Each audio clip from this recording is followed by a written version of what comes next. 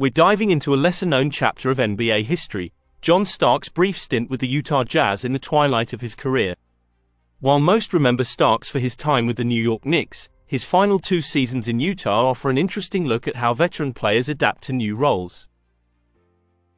Before we jump into Starks' Jazz years, let's quickly recap his career. Undrafted in 1988, Starks worked his way up through the CBA and earned a spot with the Knicks in 1990. He became known for his fierce competitiveness, clutch shooting, and that iconic dunk over Michael Jordan in the 1993 playoffs. Starks was an All-Star in 1994 and 6th Man of the Year in 1997. After leaving the Knicks in 1998, Starks had brief stints with the Warriors and Bulls. In August 2000, at age 35, he signed with the Utah Jazz as a free agent. The Jazz, led by the aging duo of John Stockton and Karl Malone, were looking for veteran depth to complement their stars and young talent like Donyell Marshall and Brian Russell. Starks' role in Utah was significantly different from his Knicks days. He came off the bench, backing up Jeff Hornacek at shooting guard. In 82 games, Starks averaged 7.7 points in 21.5 minutes per game.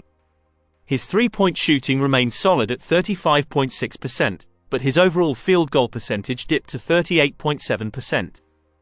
Key games included November 1, 2000, 17 points in a win over Dallas. December 20, 2000, season-high 21 points against the Clippers. March 25, 2001, 18 points and 5 assists in a victory over the Suns. Starks provided veteran leadership and occasional scoring punch, helping the Jazz secure the 4th seed in the Western Conference with a 53-29 record. The Jazz faced the Dallas Mavericks in the first round. Starks saw his minutes decrease slightly, averaging 17.4 minutes over the 5-game series. His most impactful game was Game 2, where he scored 12 points in a Jazz win. However, Utah ultimately lost the series 3-2, with Starks struggling in the final game, scoring just 2 points on 1 of 7 shooting. Starks returned for one final NBA season with the Jazz. His role diminished further, playing in 69 games and averaging just 4 points in 13.7 minutes per game.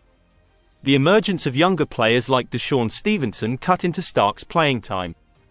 Notable moments included November 16, 2001, season-high 16 points against the Clippers. January 12, 2002, 15 points and 4 assists versus the Warriors. April 17, 2002, final NBA game, scoring 8 points against the Kings.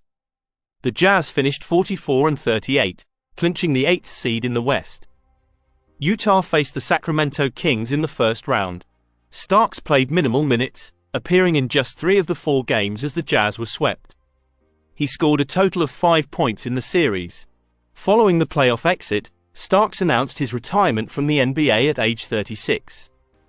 While Starks' time with the Jazz wasn't as memorable as his Knicks tenure, it showcased his ability to adapt to a reduced role and provide veteran leadership. His presence helped mentor younger players and provided depth for a playoff contending team. Starks' career arc from undrafted player to all-star to veteran role player exemplifies the journey many NBA players experience.